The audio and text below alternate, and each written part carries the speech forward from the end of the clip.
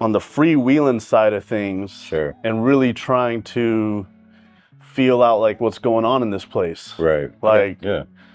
you know, I'm really coming from the conversational side. So we're starting up, and we're out here in Bangkok, doing the recap with Netter. It's beautiful. Because our audio wasn't super.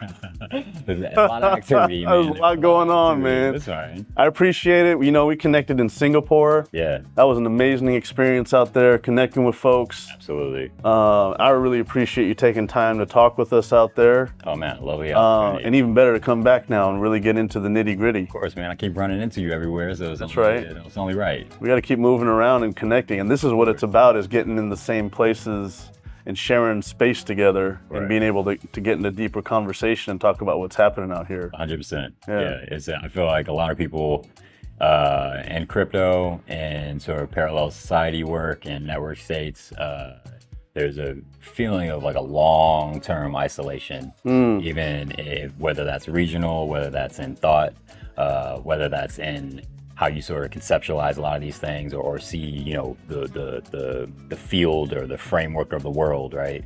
And how some of these systems and institutions fit together, and, you know, the code of the matrix, so to speak. And, you know, I hear a common story of people being like, yeah, I went through a period where I was like trying to force it down people's throats and banging people over the head, and have this sort of like aggressive sort of mentality of trying to convince people, and kind of realized that very quickly was not going to work. And then try to take a different approach. But there's always this through line of like, I was by myself. I couldn't find other people. I couldn't find people in my immediate community who, you know, maybe some people got part of it, maybe some people got 65% of it, but nobody got it and saw it the same way I saw it. And so that's where I think the power is, in sort of these human connections and actually getting people in the same place. There's power where you feel the sense of community that you need to sort of not just incubate ideas and sort of network and you know, share knowledge, but also get some of that like fire and motivation that comes from like a collective mentality of we are all moving and trying to drive towards this similar set of goals.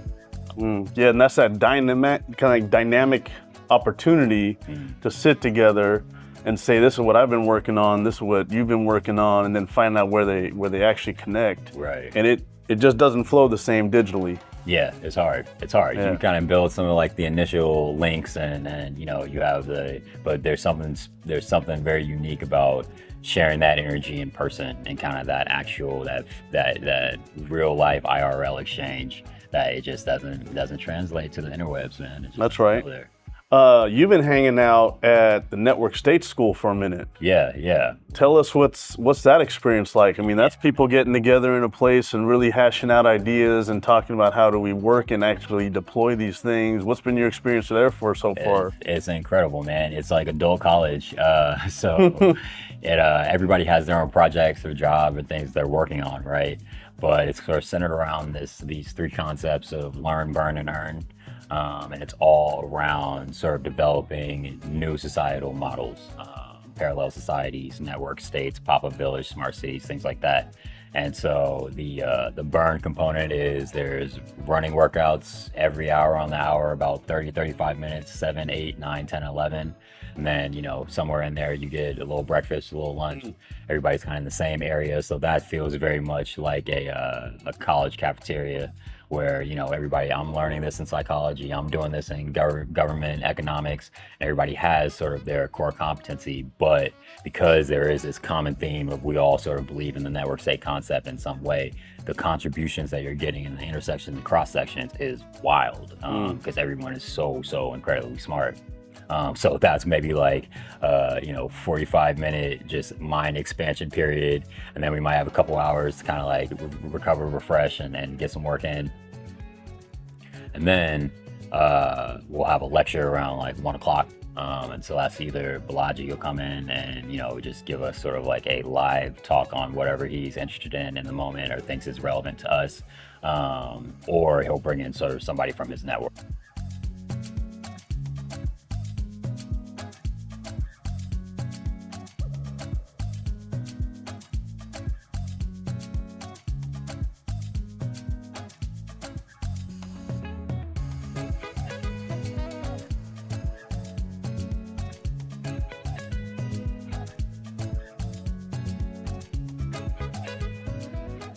Right, bringing people in from their network. Yeah, so Balaji sort of bring people in from his personal network, and they'll sort of share game or knowledge around something that is relevant to sort of the concept of building.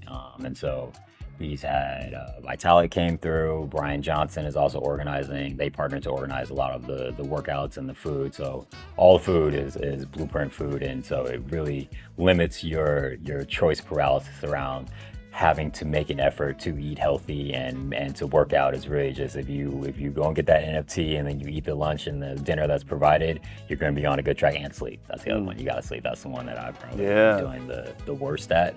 But Brian Johnson also came through, spoke to us about Don't Die and longevity. We had the partner from Sequoia India come through and talked about kind of like the development of the Indian VC ecosystem and just the startup ecosystem in general. We also had the founder of Gojek come in and talk about developing startups in emerging markets and some different considerations that you have to have with that relative to how you build startups in the US.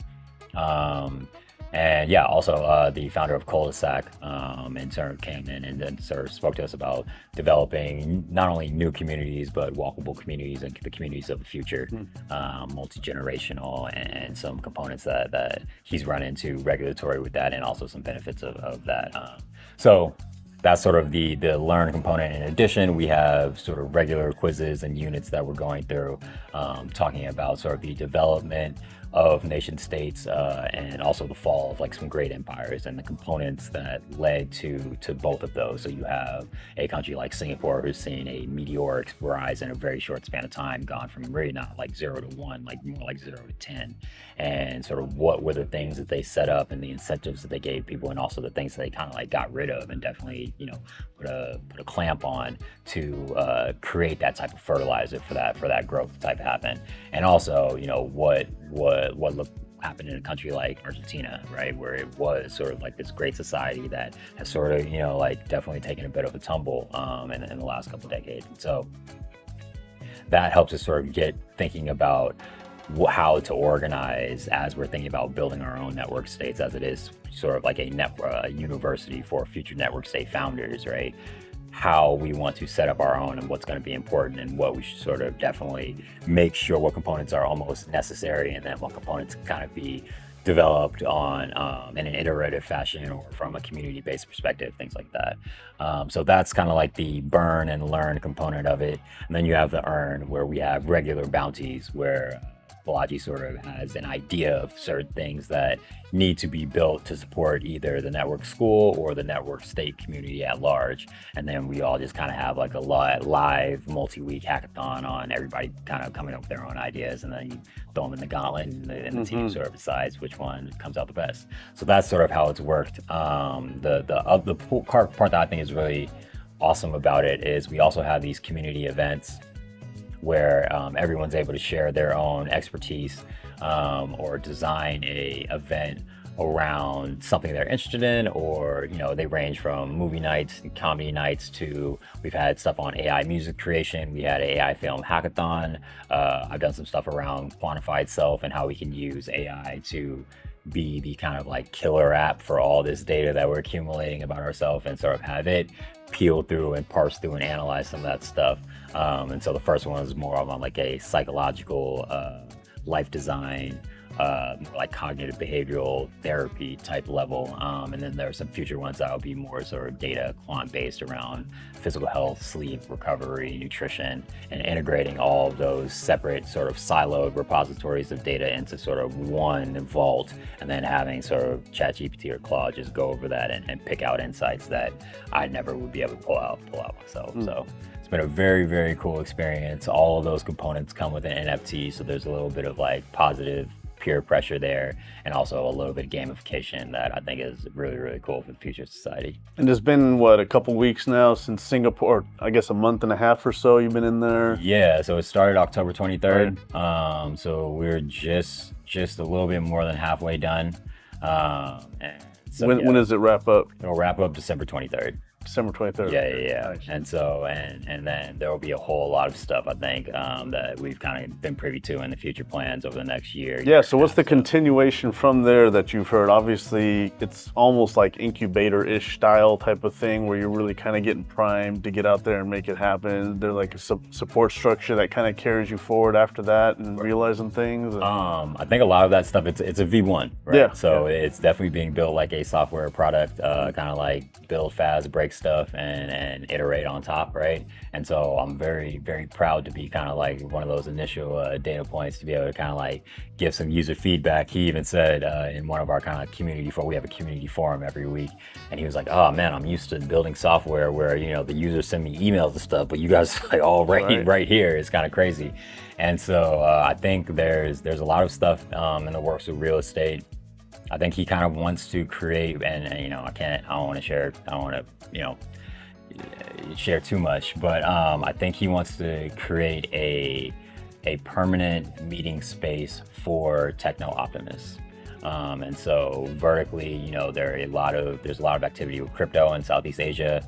I think he kind of wants to be one of those core hubs for that, but also more horizontally, just across like Southeast Asian technology in general. So like biotech, robotics, stuff with drones. I think stuff with there's a component of like humanware, human tech to this, right? Where I sort of see this as a humanware product, right? Where it's really a human product that's bolstered and supported by software in the same way that nation states and nations are kind of like a human product. But this is more of like a blend where I think there's some inefficiencies that can be smoothed over, and then some issues that can actually be solved by technology. And I just love that this is the approach, because we sort of see some of the failings of that in some other nation states and governments where they maybe have more of an antagonistic view towards tech, and this is very much integrated and baked in from the ground up.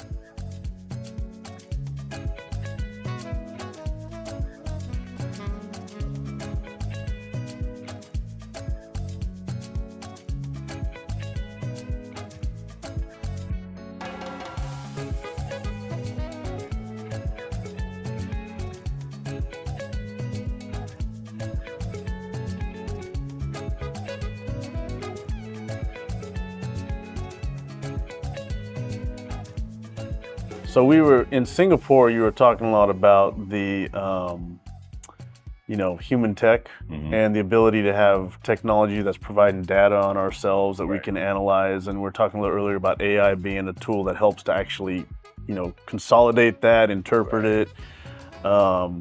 What are you looking at? You were talking a little bit about how you're kind of moving through the human tech side and looking at how we actually can get into these sensors and systems for community monitoring and databases and using this. Tell us a little bit about what your direction is there, like what you're looking at. Absolutely. So I think there's sort of three layers to this. You have the bottom layer, which is kind of like the quantified stealth stuff, right? So we have all these sensors that are constantly accumulating all this data about us, but they're all siloed, right? There's no connective tissue between them. And so it kind of creates these barriers in terms of developing like a 360 view of yourself. I've always wanted this kind of longitudinal 360 view of my life, right? And you have all these different domains and all these different goals and kind of like your long-term vision, but how are they all working together and contributing to helping getting you there or detracting from it, right? And I think that was kind of the goal of the early quantified self pioneers, but they ran into this issue of, it takes a lot to accumulate all that data, right? And the sensors were a little bit more expensive, so it took a lot of money to do so. And then getting it all into one place is another problem, and another kind of like part-time job, and then running analyses on it is another full-time job. And it just becomes this cumbersome, burdensome thing that people sort of ended up at this place of like, to what end? Like, what am I doing all this for? And I actually think that AI is really the killer app for that. AI was the missing element of that, where that is your entire analysis team. Right. Yeah. And now the sensors have gotten better, where they've moved more into just accumulating stuff in the background. There's not as much effortful data entry that you have to do, intentional data entry. You kind of just live your life, which I think is effective in two ways. One, it's not as much like operational uplift for you as an individual, but two, you're going to get more accurate data on how you actually live, on how you actually do things, without this kind of like experimenty bias, right? Where you're being watched, and then you kind of like, oh, well, let me try to like pump up stats, or do something like that. So you'll get a more natural environment research study on yourself from an individual perspective, whereas there's that's not really how a lot of medicine, psychological research, anything related to humans is on the sort of like aggregate set of us. Yes. And it's life is a lot more personal, and people's experiences and history and goals are a lot more personal. So this is more of a ground up model on how you can pull out some of those insights about yourself at that level. Then the next level up is kind of like, you can also do that within a business, right? So you want to sort of see the productivity statistics of everyone that's in your business, who's contributing the most, what's the Pareto principle of who I need, or what parts of the business even do I need to focus on, and then you can drill down into the people that make up that business unit, right? And then optimize for what is their sort of personality and things like that. So, or what are some things that you could even, depending on the opt-in of those individuals, right? What is their sleep schedule like how is their physical health impacting this, right? And I think there should be a privacy preserving element to this, and if people are giving up that data, there should be a value exchange to it. It's just those platforms don't necessarily exist. And so then what you were mentioning on more of the city community level, there are a lot of parallel societies, smart villages, eco-villages, intentional communities, smart cities that will be generating a lot of this kind of community level data, right? And so that's going to be kind of like humidity levels, air quality, water consumption, energy consumption, even sort of like getting into regenerative farming, sort of like soil health, things like that, that will be able to be integrated into a repository to identify sort of how to better optimize resources, how to find like early response to components that are not fitting well together, how to see how those components maybe are taking away from something else, right? And that is sort of that there's a middleware platform to pull all that data in and sort of clean it and process it, and then give it on a clear visualization, both to the individual and to sort of the admin side of things. So that's more what I'm working on now. I think in the original, I was thinking it would sort of scale up from the individual up to maybe businesses and community. With all the energy and everything that's happening with network states, I've now sort of flipped that model. And so I'm going to work backwards, back down to the individual from the community. What do you think are some individual-based metrics that can be kind of observed and analyzed in the community paradigm? So like what kind of individual metrics, I don't know, could be anything. I'm just totally curious here. Yeah. Like what kind of individual type of metrics or even community dynamics do you think maybe we could track that would be helpful in thinking about how we're then moving forward in shaping the culture even, or the functionality of people within the community? Have you had any thoughts on that? Yeah. So kind of, I'm a growth marketer kind of by trade. So in terms of like community building and community management, especially in Web3 communities, there's something called like intentional community design. And it's how you sort of like build resilient, anti-fragile communities without sort of a top-down model, right? And so I see a lot of communities, IRL and digitally, function in this kind of like one directional data flow. right? So it comes from the top, it kind of goes down in the community, and then everybody absorbs it, right? But it's hard to get people to sort of contribute back, and if you do, it's a very small percentage of the community. Now, that I think some people look at kind of like community contributions as a strength of the community. I actually see interconnections between community members as the strength of the community. Yeah, because it's still subjective if people are reporting up, right? So you still have a level of subjectivity there. So if you can get some kind of data sets that are really genuinely raw data, that's not necessarily people reporting themselves. You want that's it to a be different in the level. Background. Yeah, you want it to be in the background, and you want it to be, or I would want it to be non-gameable. In a way, right? Yep. And so that's one I don't know in terms of how you measure that, how you measure connections between the community. That's a little tougher. I think some of it, you know, within crypto, it would be easy to just see sort of like who follows who on Twitter, right? Sort of that social graph and how that grows from within members of the community is a way that you could look at that. And then you layer other things on top of that in terms of like contributions, and then you could do some like there's some economic stuff that could be done as well.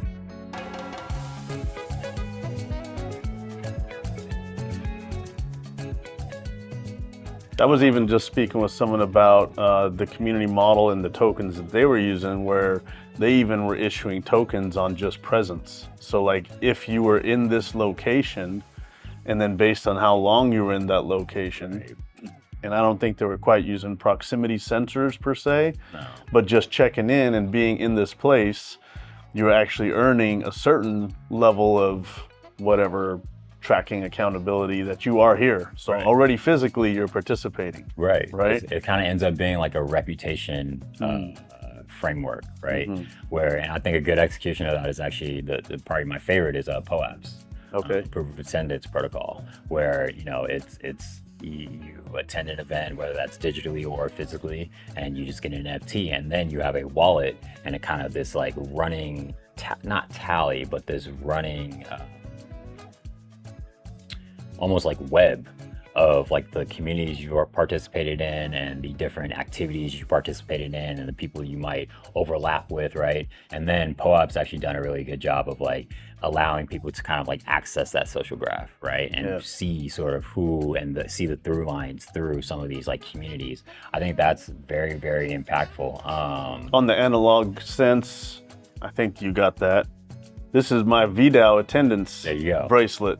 You know, we're at the VDAO Villa here in Bangkok, and part of the attendance of people hanging out here and that registered was like, let's just throw this little icon on here. You get a little, You get a little something, you recognize you're here, and we can do that digitally as well. Your presence is known. Absolutely, absolutely. And I think that it's really, I mean, you see it happen in real life communities, right? With certain like identifiers, like you mentioned, right? You sort of see, oh, you've been to that thing, and then based on that organization and sort of their ideals and their values and their principles, you can kind of like align with someone and sort of see where someone's coming from. So this is something like the analog tech that we talked about, and particularly in reference to developing new network states that ideally will scale up into new internet nations. We talked a lot about this at the Parallel Societies conference, just in like a lot of different pieces of conversation where, you know, what's the unifying theme of these people, right? Because when you usually develop a new nation state, it's a shared sense of pride in the land, or a shared sense of culture, or we come from the same place. It's a flag. Like there are certain things that you can do to sort of align people around a thing, but if everyone's sort of ephemerally existing in the internet, in the cloud, what's that unifying theme? And so what is it? What's your take? I mean, a lot of people mention religion as kind of one of those things that sets the stage and kind of identifies people as, you know, we're coming from a similar set of morals. And I actually would argue that the internet is somewhat like a religion. It has some of those same components of, you know, we believe in open source, and not all of the internet, but I think like the core parts of it, right? We believe in open source. We believe in peer review. We believe in open and the open transfer and movement of information, right? We kind of are against like these like ivory towers and gatekeeping and things like that. And so those are some principles and ideals where if you are a internet user or cypherpunk or some of these sort of names that we have for people, I sort of already know where you're coming from. And so the way that we do business, the things that we're interested in, they're kind of going to align a certain way. And so I think it's important to sort of figure out some more of those types of paradigms and break it down in that way. And then you can also do things to try to like intentionally build them amongst people, right? But breaking down sort of you gotta kind of understand how societies function and how they're built to be able to intentionally build some of those paradigms as we're building these new societal paradigms. Yeah. The big F word. Some people are starting to drop the F-bomb here. What's this? Freedom. What's that? Is that what kind of all these things point to? Some sense of freedom? We were talking about agency, autonomy. We talk about sovereignty. Those big words, big concepts thrown around. Is that really the experience of freedom, essentially? Like a sense of freedom? I think you could say so. I'm hesitant to fully lean into that one, and here's why. I think as we're developing these new paradigms, we need new nomenclature because there's so much attached to the words that we currently use, right? And so I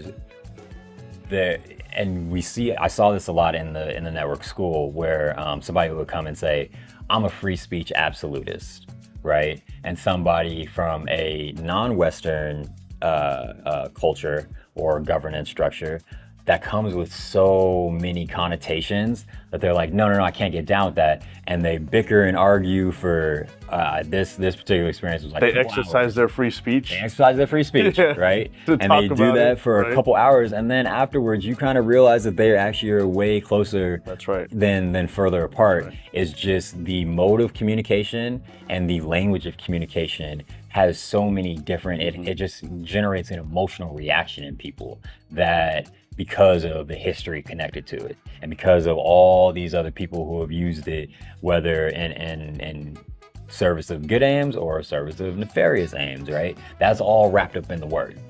And so that's where I think we need, if we're going to develop these new models, we kind of need new words to go with it so that we don't get caught in some of those pitfalls and traps. I do think what you're saying is, the sovereignty, the autonomy, liberation, democratization, revolutionary evolution. Those are some of the things that I use to describe it. Linguistics is tricky because the words change, but we really need to figure out what the essence is, right? Right, absolutely. So as soon as we come up with a new terminology, the next kid's gonna show up, the next generation shows up, and they're like, oh, that's old language. Based. We need a new language. Base. That's base. I just figured out base, 6 months ago. Oh man, I love base. I mean, base actually came from a rapper in the Bay Area. That it came and it's been something that, and I just happened to be privy to that community. So I've loved seeing it come from this small little California dude and just bubble up into the entire ecosystem. And now it's probably going to end up in Merriam someday. So, and then something else is going to come along and say, no, it ain't base. Yeah. It's something else. Anti-base. Now you're anti-base. Right. Now you're something else. Yeah, we got to leave room for things Can we maybe explore the power then of what that alignment is maybe the IRL? Because like you said, you had people coming from different cultures and they have all these attachments and things that are connected to the terminology and the words, but the opportunity to actually sit together in person and work through that conversation, the freedom to be in a place, the freedom to talk openly, to work through that process, actually demonstrated that they're in the same place and that they really are connected. Yeah, I mean, I think the IRL it's important. It's an important component. I think it adds a lighter fuel onto the strength and the fire of the connections, is what I'll say. However, I also will say that the internet culture and the way that it's built and the ideals of the builders, I think imbues a lot of components and principles of freedom into the code itself. And I'll give you a couple examples. So in this kind of like this discussion that I was thinking about, it really felt like I obviously wasn't there, so I have no idea, and they probably wouldn't have been allowed to be there if I was actually present. But like, it felt like what the Continental Congress felt like. It must have felt like, where I'm walking through the halls, I'm getting dinner, I'm going to try to like tuck off and do some work in one of these co-working spaces, and in the middle of the hallway, there's this like intense discussion on the limits of free speech, and like and everyone is like, we have to decide this because we are building the new models of this, right? And so everybody sort of has their entire heart and their entire soul in it. But the point I want to hit on is people were saying we need a constitution, we need to inscribe absolute free speech as like the core tenet of it. And as I was thinking about it, and this has been maybe like a 6-week thought experiment, Balaji has this quote, I don't know where it is, but he repeats it quite often, where he says, the current Western democratic governments actually look closer to the governments of Great Britain in the Revolutionary era, and the internet actually looks more like the Americas in the Revolutionary era. Mm-hmm. And I'll take that a step further, and I'd say Web3 actually is closer to revolutionary internet, and that's because there's no constitution, but a lot of those ideals are just built into the technology. It's baked in from the ground up. And I think it's a really powerful concept. So I'll take like free speech, right? If you look at free speech and freedom of assembly, that to me is right to privacy. Privacy is a fundamental human right, the ability to remain anonymous online, and private encrypted messaging. If you have those two elements of software and elements of technology and you protect those, that is your right to free speech and your right to freedom of assembly. And we don't need it in a constitution, right? We don't need it inscribed anywhere because it's just part of the tech, right? Now, if you take something like inscribed in code, essentially. Inscribed in code, right? Now, you can take it even further and say like these sort of concepts of like code is law, right? There are a lot of different ways that people break that down in terms of like, especially when it comes to Ethereum, of like, oh, you can't change the code, right? But I think of it as the code sets up the barriers and the containers of where users can move and interact and how they can interact, right? And so when I look at that, that's the basis for separation of powers, right? If you have a user or a group of users where the code as law within that system says, no, you cannot do this, that's your checks and balances, right? It's imbued, it's baked into the tech, which is a really powerful concept because it takes our human psychology out of it. It takes our ability to be able to manipulate it and mess with it and try to like form it to our own subjective goals. It just, no, we know we're weak at that. So why do we keep allowing that space for that little and somebody be able to come in and mess with it? Let's just take the parts of our psyche that we know we can't manage well. Let's remove that and let's give it to something that is immutable, open source, has to be peer reviewed, and we have to reach consensus on changing it. I think it's a really powerful concept in the future of development of this stuff.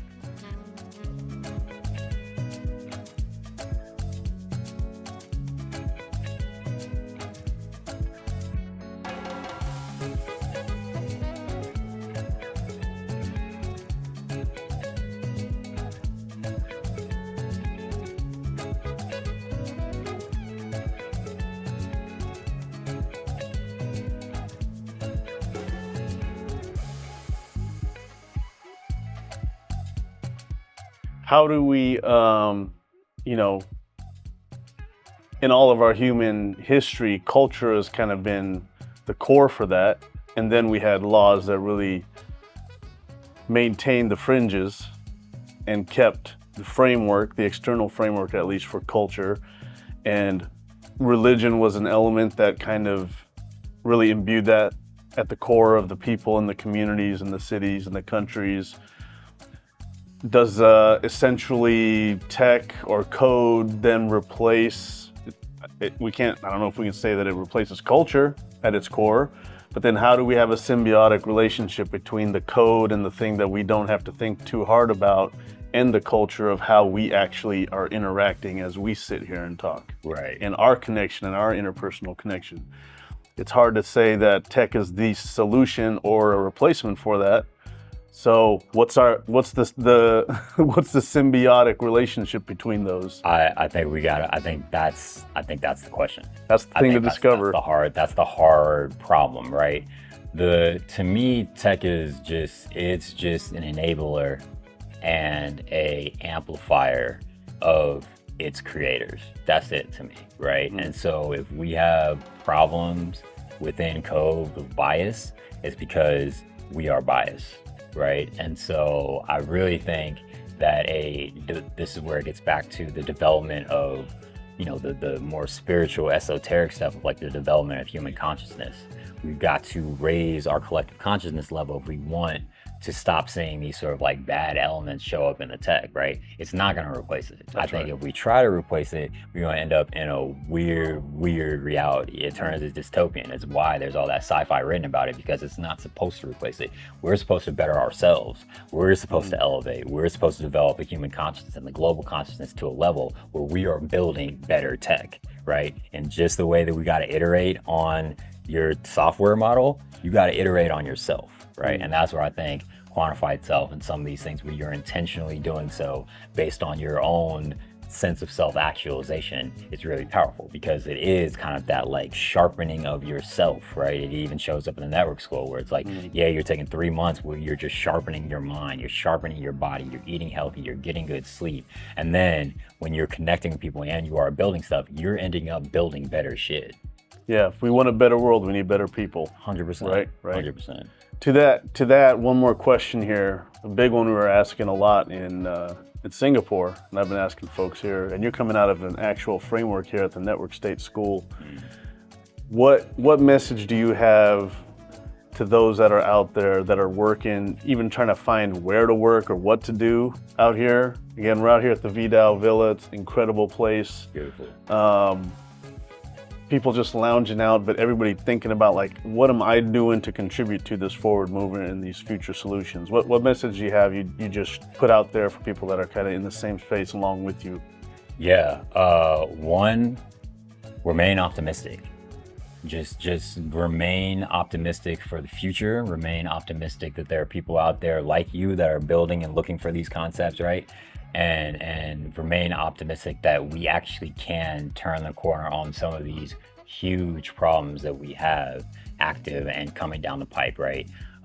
There's this great image, and the VDAO has this autonomous regenerative communities workshop book where there's this line of dominoes, and it's climate change and governance issues and economic collapse, and all these calamities are kind of stacked up and they just go back for all of eternity, right? And then there's a human right in as the last one, and he's on a cliff and he's looking down. And he's like, oh my gosh, all this stuff is coming down the pipe and I'm just about to get pushed over the edge. But then on the other side of this cliff, of this ravine, is basically the utopian society. It's autonomous regenerative. People are mining energy with solar panels. There's like atmospheric water generators. Everybody's got regenerative gardens over there. And he can't see it because he's looking down, right?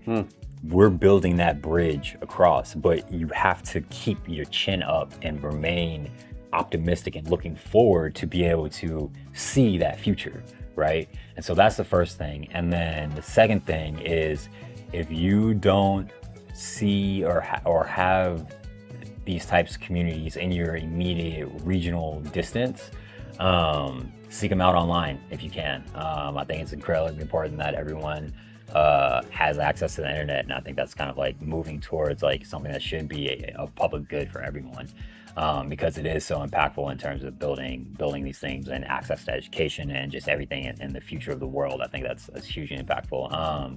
And start building the lighthouse, right? I love this model in terms of, you you build a lighthouse, and then people that are attracted to your ideas and your ideology and the way that you think and the way that you synthesize the world, they're attracted to that light like moths to the flame. And so you just got to work. If it's not there, just start building a little lighthouse, and people, they will find you over time, right? They will seek you out. You can seek them out, right? And it will give you this sense of not only self-confidence and that you're headed in the right direction, that you're not isolated, that you're not alone, but also light this fire under you of like, okay, what is my contribution to this beautiful mosaic of humanity that is driving towards that optimistic future across the ravine? That's beautiful. I mean, that's really what we're doing here. Absolutely. We're trying to shine a light on the people like you that are out there building, and then providing exposure to the people out there that are seeking others who are doing that. 100%. So I appreciate you coming back out. Absolutely. It's good to connect with you again. Anytime. Thank you for wrapping up on that optimistic note, because I think that's powerful. That's what people need to hear right now. Absolutely, man. Anytime. And yeah, if you want to connect, like obviously we will stay connected. Always. I'm gonna be online as well. You can find me at Blacknetter everywhere. And yeah, definitely trying to find other like-minded people like yourself. We're out here. I know we out here. Just gotta find them, man. It's like the mutants, in X-Men. You just gotta suss them out. All right, man. Appreciate you, man. Thank you. Thank you.